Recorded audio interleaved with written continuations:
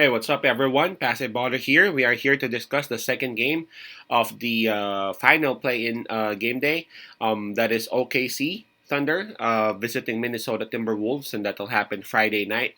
So that's going to be Saturday morning here in Manila. So that'll be 9:30 p.m. Eastern Time, and that'll be 9:30 a.m. here in Manila. Again, that's OKC Thunder visiting Minnesota Timberwolves, and I'm just inviting everyone who have not subscribed yet to our YouTube account or YouTube channel, Pasay Baller. Please click on the subscribe button below. At the same time, hit on that bell logo. That way, automatically, you guys will be receiving notifications whenever new videos are uploaded. The spread, by the way, that is given earlier, it was at minus 5.5. Not sure if there have been any changes, but let me see. Well, it is still at minus 5.5, and that is actually given towards the home team, that is the Minnesota Timberwolves.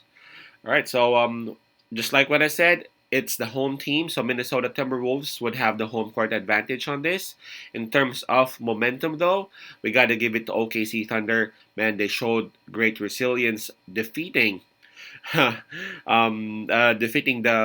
New Orleans Pelicans at their home. So OKC Thunder won on the road, and they were actually considered as the underdogs during that match.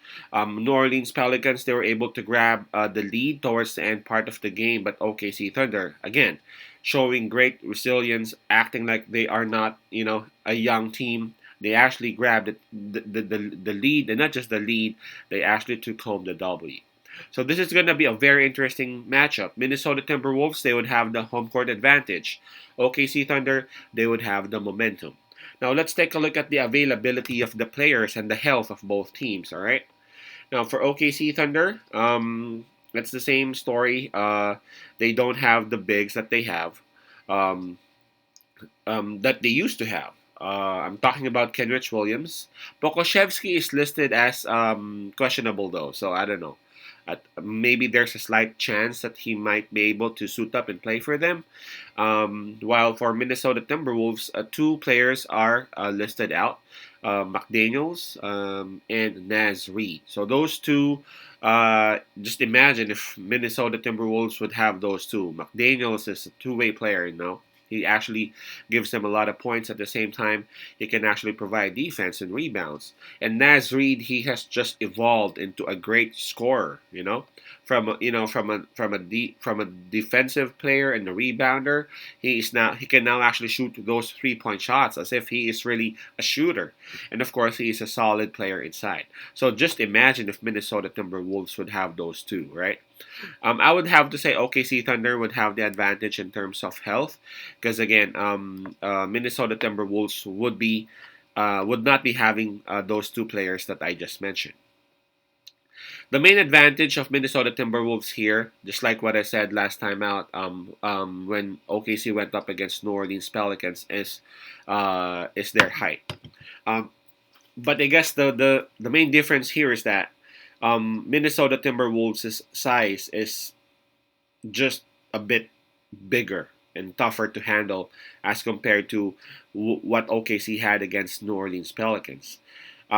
Remember, Rudy Gobert would actually be playing now, and Karl Anthony Towns, as we can see, when he started playing for Minnesota again, he is just so confident, shooting those threes, grabbing those rebounds, scoring inside.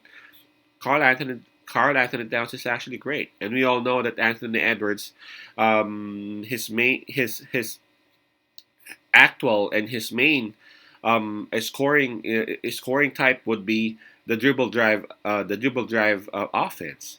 Minnesota Timberwolves lost that game against Los Angeles Lakers because they settled outside. They settled in taking those 3-point shots, those outside shots. That's how Los Angeles Lakers got back into the game, and that's how they got beat by the Lakers. But if Minnesota Timberwolves would actually attack the basket, whenever they can, that will actually bring a whole lot of headache to OKC Thunder. Just imagine who's gonna stop Anthony Edwards right there. I mean, I know they got SGA, and SGA is a very good defender as well, but that would actually tire him out. and that would actually affect his offense. Just imagine who's going to take on Karl Anthony Towns.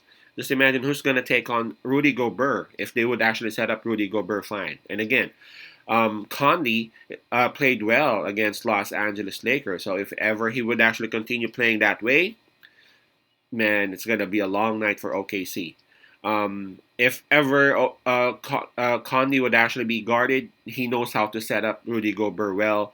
Remember Rudy Gobert and then Mike Conley? They were together when they were in Utah, and they had a lot of success together. So it's gonna be tough because at the end of the day, OKC Thunder is still a very good team.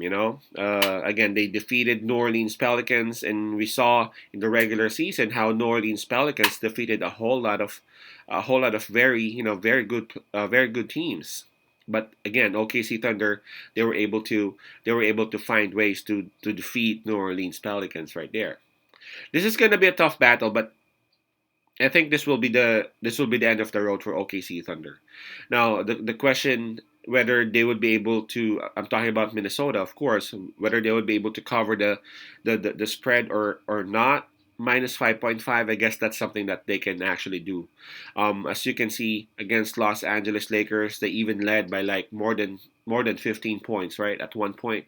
Um, I guess Minnesota Timberwolves would have a good bounce back game.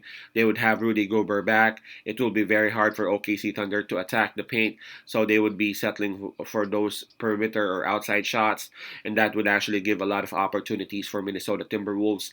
Anthony Edwards, he had a very very poor game last time out. I'm not expecting, and I can't imagine Anthony Edwards to go back to back games like that. So I'm expecting another. I'm expecting a very good game for Edwards on this particular battle, especially that this is a do or die game now. I love OKC, but I think that this is the end of the road for them, and I think Minnesota Timberwolves would actually cover the spread. I know they know that their size is their main weapon against OKC, and I know that they would actually utilize that. So my pick would be Minnesota minus 5.5. Again, that's Wolves minus 5.5. Conley is back. He's a very wise leader. He would actually lead this team into that victory. Wolves minus 5.5. Peace out. Pasay love and God bless.